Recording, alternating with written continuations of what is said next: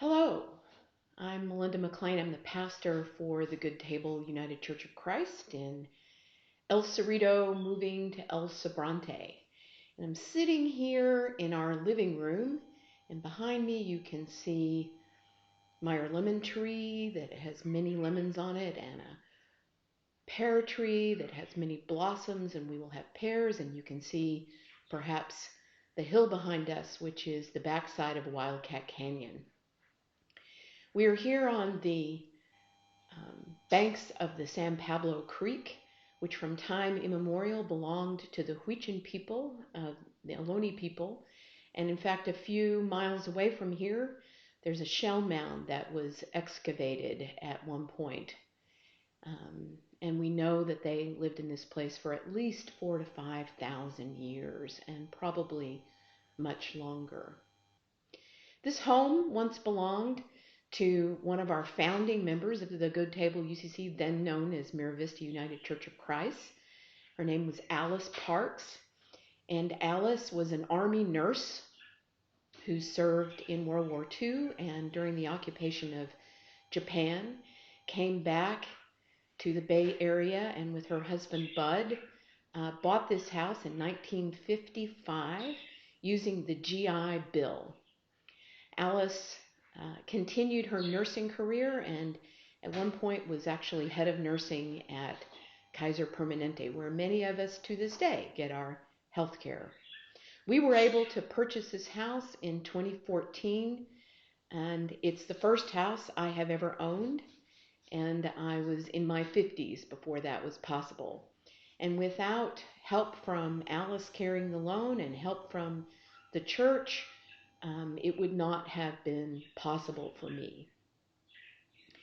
But I'm here to talk to you about the Black Homeownership Reparations Fund.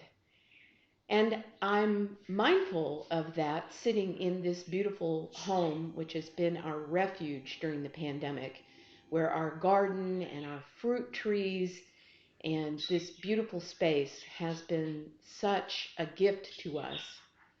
I am mindful that Alice, had she not been married to Bud, would not have been able to purchase this home on her own because women were not recipients of the GI Bill, even though they served in the war. And the GI Bill also was not open to African Americans, even though they served faithfully during the war.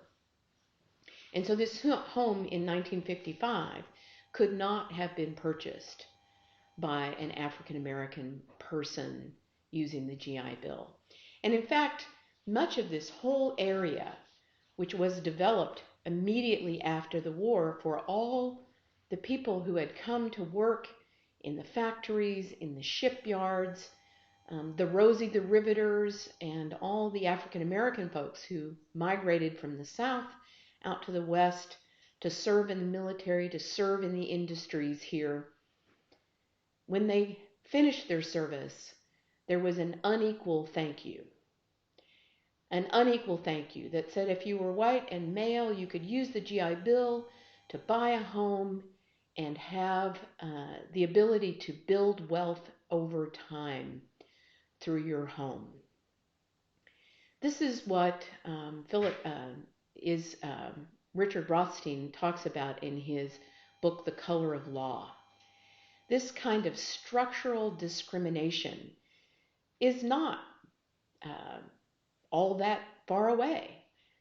Alice lived through it, and I knew Alice, and we bought this home from Alice, who lived through that time period. It's not